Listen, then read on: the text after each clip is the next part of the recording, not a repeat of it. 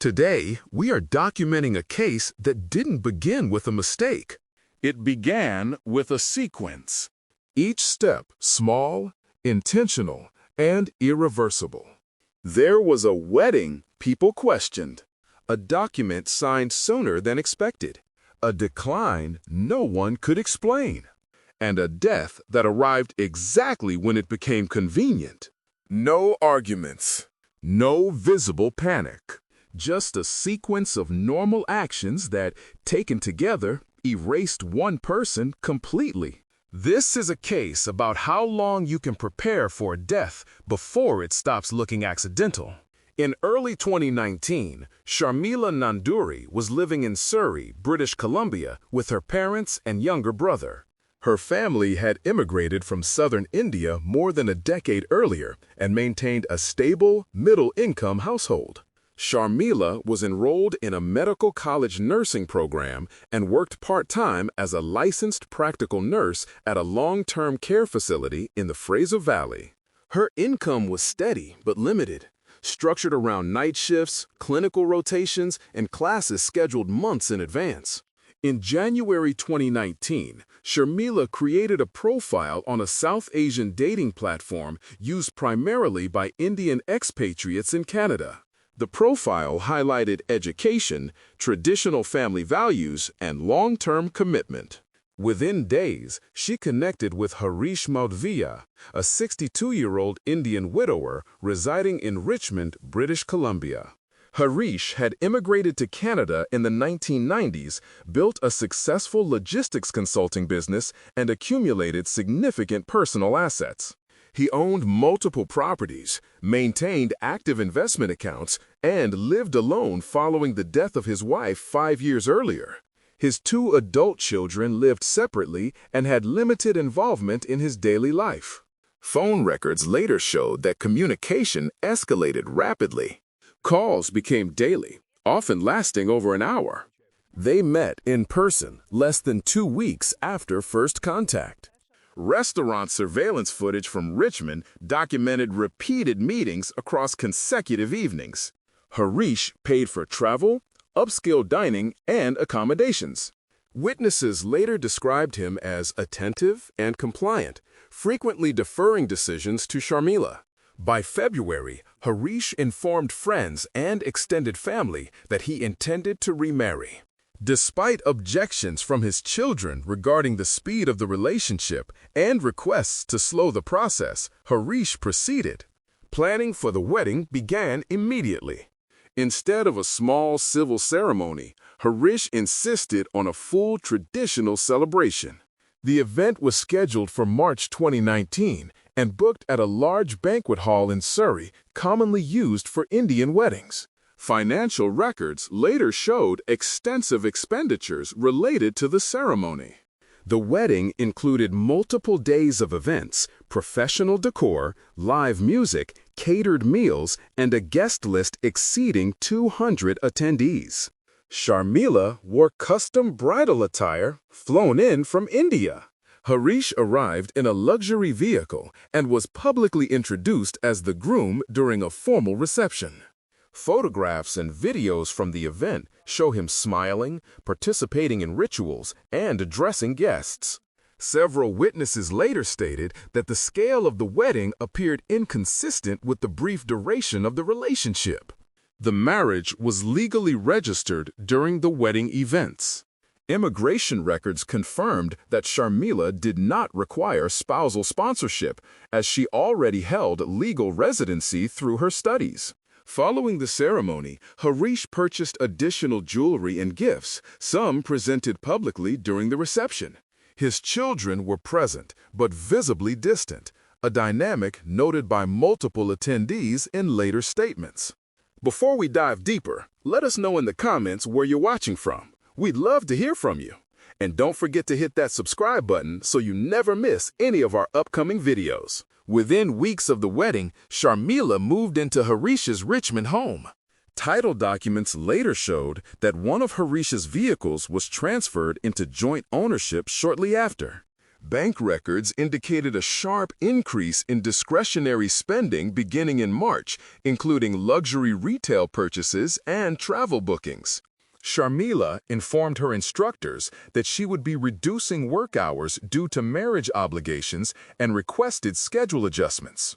Harish's daily routine changed noticeably after the wedding.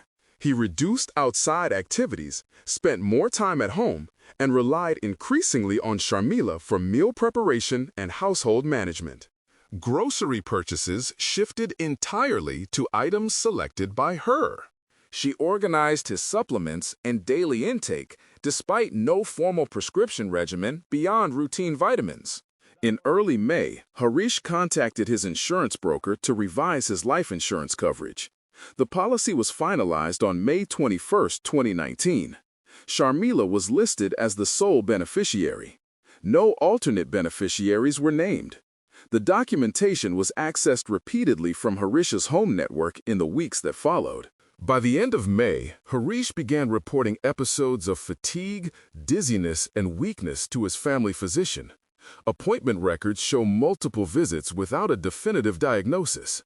There was no documented history of heart disease or prior cardiac events. He was not hospitalized.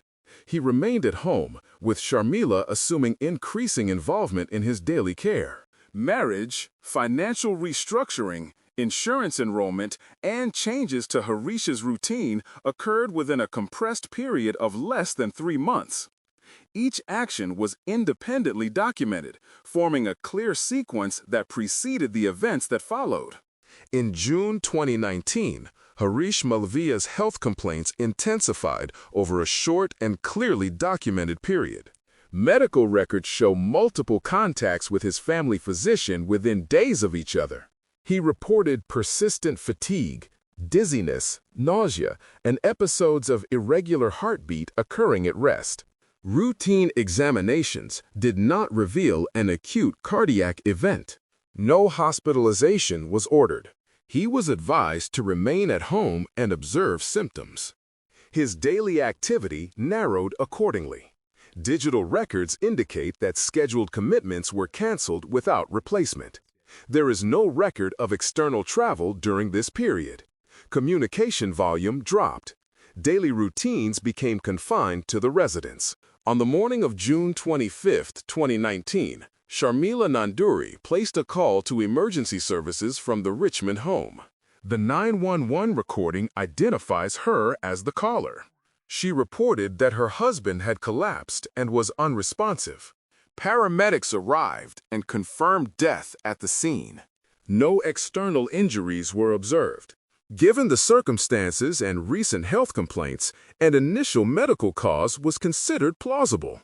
Because the death occurred at home and without a confirmed terminal diagnosis, the case was referred to the British Columbia Coroner's Service. The body was transported for post-mortem examination the same day. Religious arrangements were noted, with cremation to follow once required procedures were completed.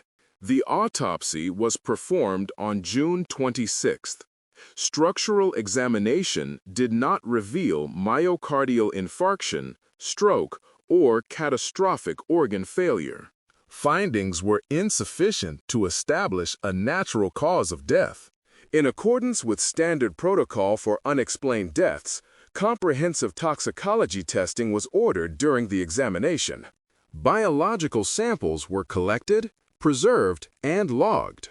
While the coroner's analysis was pending, Sharmila initiated administrative actions related to post-death matters. Within 48 hours, she contacted the life insurance provider associated with Harish's policy. Call records show she identified herself as the beneficiary and requested instructions for submitting a claim. She referenced the policy number without prompting and asked about processing timelines. Preliminary documentation was submitted before a cause of death had been certified. The insurer flagged the file for internal review due to the recency of the policy and the absence of a finalized coroner's conclusion. The claim remained open but inactive. On July 2nd, toxicology results were returned to the coroner. Laboratory analysis identified the presence of digoxin, a cardiac glycoside not listed in Harisha's medical records. Concentrations exceeded therapeutic range. No prescription history or medical indication for the substance was found. The findings did not establish intent, but indicated exposure inconsistent with routine care. The coroner revised the case status from presumed natural death to undetermined and notified law enforcement. The insurance provider was informed of the status change and placed a formal hold on the claim. At this stage, no mechanism or source had been identified. The death was no longer treated as a routine medical event. Materials collected during standard procedures were now subject to investigative review. Cremation proceeded later that week in accordance with religious practice. By that time, the post-mortem examination had been completed, all samples preserved, and jurisdiction formally transferred from medical review to police investigation. The police file was opened on July 3, 2019, following notification from the coroner that the death classification had been revised. The case was assigned to a small investigative unit specializing in unexplained deaths with potential financial motives. Initial steps focused on document review rather than witness interviews. Investigators began with financial and administrative records already flagged by third parties. Insurance documentation showed the policy had been issued weeks before death, carried a high benefit value, and named a single beneficiary. Bank records obtained through production orders showed no recent medical expenses that would explain the presence of digoxin. There were also no pharmacy transactions linked to Harisha's accounts involving cardiac medications. Attention then shifted to the residence. A search warrant was executed at the Richmond home on July 6th. The objective was evidence preservation rather than seizure of personal effects. During the walkthrough, investigators documented the layout of the house and noted the presence of a professionally installed home security system. The system included motion-activated cameras covering entry points and common areas, including the kitchen. The security system's digital recorder was removed for forensic review. Logs confirmed that the cameras were active during the weeks preceding Harisha's death. Footage was cataloged chronologically. Analysts focused on time blocks corresponding to Harisha's reported health decline, based on medical records already in evidence. Review of the kitchen camera archive revealed a consistent pattern of early morning activity. On multiple dates, Sharmila Nanduri is seen preparing beverages at the kitchen counter before any other household movement is recorded. The footage shows her retrieving a small container from her personal handbag, adding contents to a cup, stirring, and returning the container to the bag. The container does not appear elsewhere in the home footage. After preparation, surfaces are wiped, and the stirring utensil is discarded separately from other kitchen waste. Harish does not appear in the kitchen during these recordings. Later footage shows him consuming prepared drinks without participating in their preparation. The timing of these recordings aligns with periods when no external visitors are logged by entry cameras. Investigators cross-reference the timestamps of these recordings with medical documentation. Dates showing recorded preparation activity corresponded closely with reports of symptom escalation noted by healthcare providers. The pattern suggested repeated exposure rather than an isolated event. Electronic devices seized during the search were examined next. A forensic review of Sharmila's phone and laptop revealed internet search queries related to digoxin pharmacology, toxicity thresholds, and elimination timelines. The searches were conducted over several weeks and did not coincide with academic coursework schedules. There were no comparable searches related to Harisha's documented supplements or diagnosed conditions. Investigators also obtained records from the medical facility where Sharmila had completed recent clinical rotations. Inventory audits showed discrepancies involving small quantities of digoxin during the same period.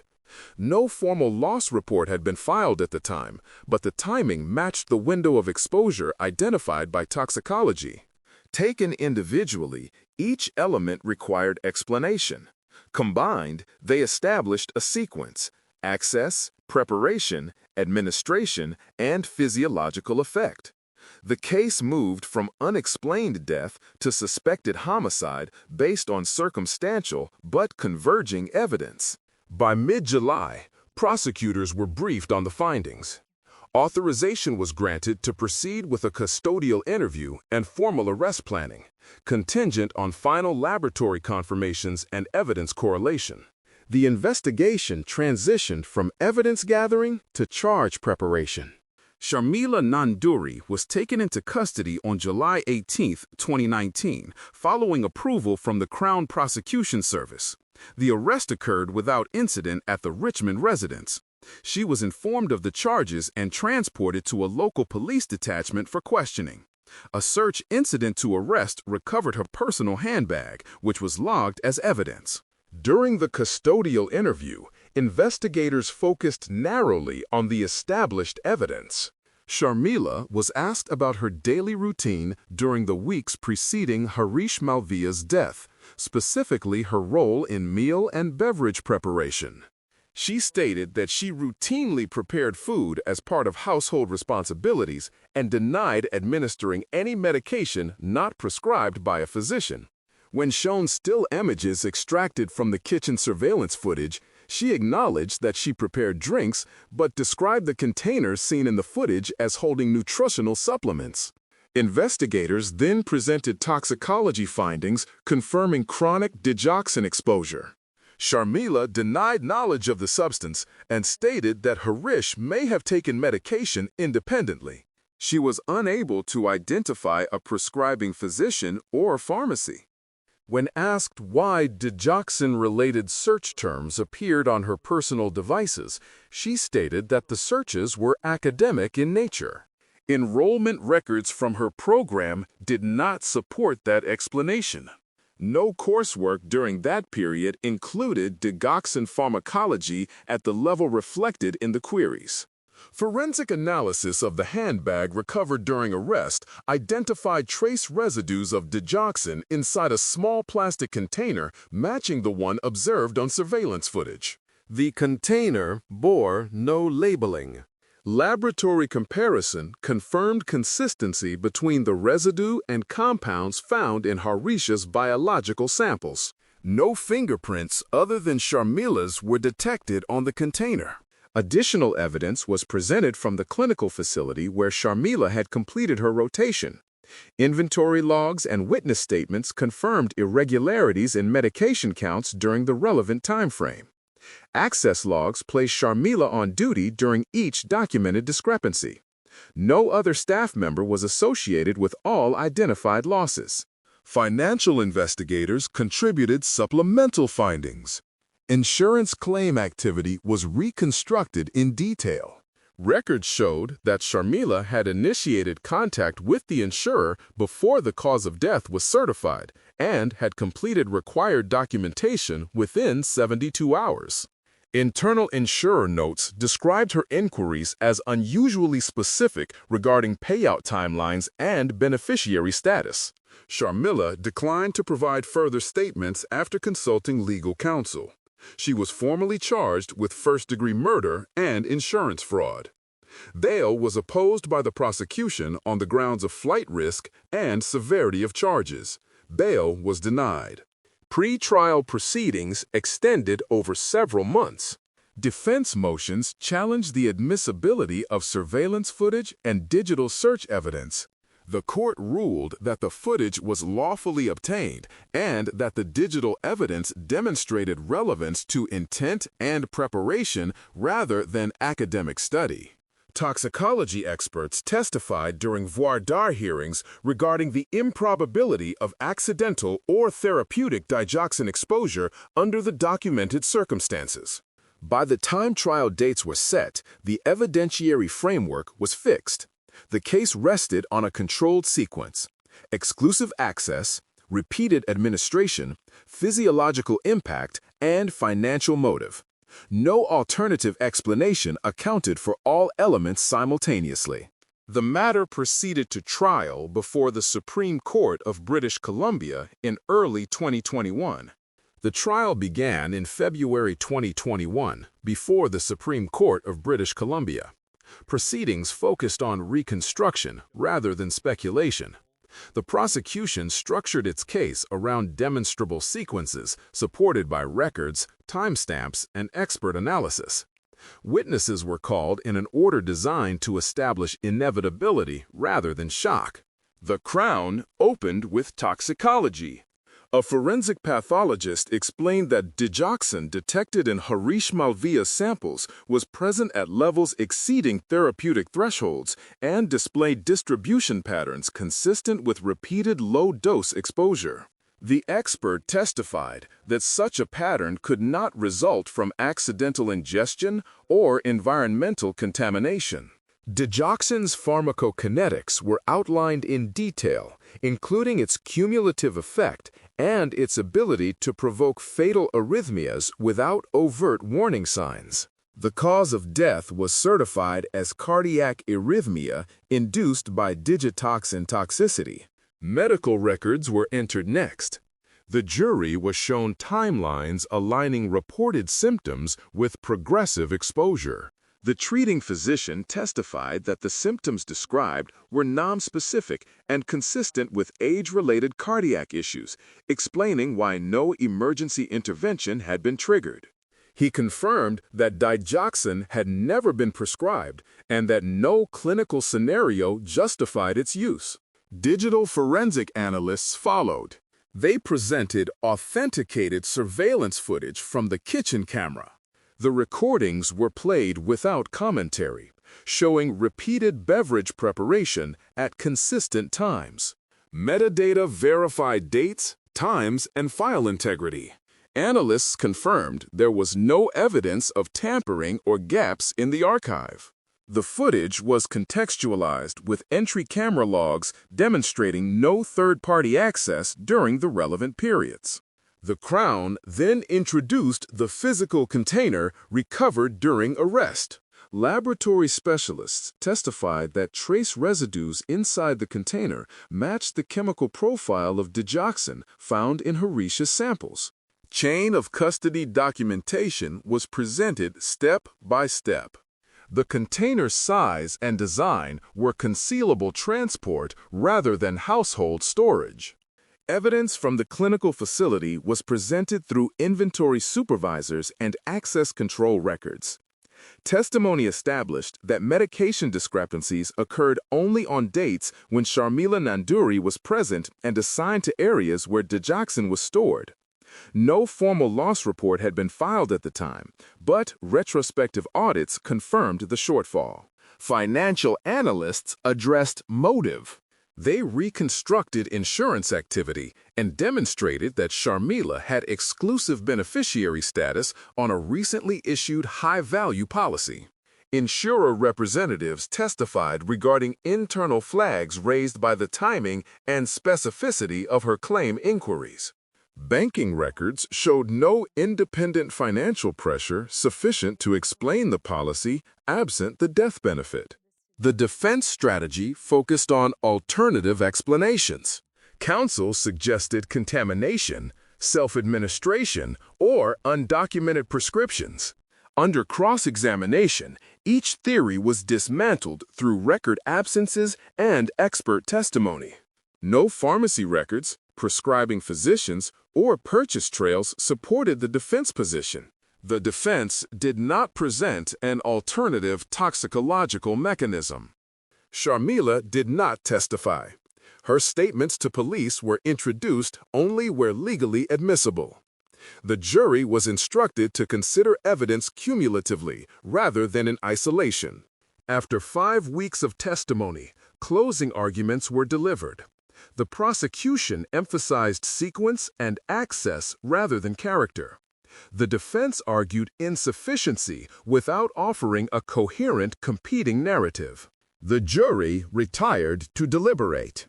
Jury deliberations began on March 22, 2021. Over 4 days, jurors reviewed surveillance footage, forensic timelines, and expert testimony. Requests submitted to the court focused on toxicology reports, digital evidence authentication, and insurance documentation. No questions were submitted regarding character evidence or motive narratives. Deliberations centered on mechanism, access, and sequence. On March 26th, the jury returned unanimous verdicts. Sharmila Nanduri was found guilty of first-degree murder and guilty of insurance fraud. The verdict reflected acceptance of the prosecution's position that the death resulted from deliberate, repeated administration of a controlled substance, and that the financial benefit was integral to the planning of the act. Sentencing proceedings followed in May 2021. The Crown sought a mandatory life sentence, citing premeditation, abuse of trust, and exploitation of professional knowledge. The court heard victim impact statements from Harish Malviya's children. They described their exclusion from decision-making in the final months of their father's life and the financial and emotional consequences of the crime. No statements were submitted by the defense beyond procedural arguments. The defense requested consideration of mitigating factors, including age at offense and lack of prior criminal history. The court rejected mitigation related to circumstance or impulsivity, citing the extended time frame over which the substance was administered and the deliberate concealment of actions. In its sentencing decision, the court outlined the structure of the crime. The judge stated that the evidence demonstrated planning, controlled execution, and anticipation of financial gain. The use of digoxin was characterized as a method chosen specifically to imitate natural disease progression and avoid immediate detection. The court noted that the method relied on the defendant's understanding of pharmacology and patient behavior. The sentence imposed was life imprisonment with no eligibility for parole for 25 years as required under Canadian law for first-degree murder. A concurrent sentence was imposed for insurance fraud. The court ordered forfeiture of any insurance proceeds associated with the policy and barred the defendant from future financial benefit connected to the victim's estate. Following sentencing, Sharmila was transferred to a federal correctional institution. Her appeal, filed later that year, challenged evidentiary rulings related to digital searches and surveillance footage. In 2023, the British Columbia Court of Appeal dismissed the appeal in full, affirming the trial court's findings on admissibility and sufficiency of evidence. The case was formally closed after appellate review. All physical evidence remains in secure storage under court order. The insurance policy was voided, and funds were redirected in accordance with probate rulings. Harish Malviya's death was no longer recorded as unexplained. The final certification listed the cause as cardiac arrhythmia due to digoxin toxicity and the manner of death as homicide. The conclusion rested not on a single discovery, but on accumulation, routine records, preserved samples, and systems that documented actions without interpretation. What initially appeared to be a sudden medical collapse was reconstructed as a controlled sequence carried out over time. Each step was ordinary when viewed in isolation. Taken together, the sequence left no gap large enough to support an alternative explanation.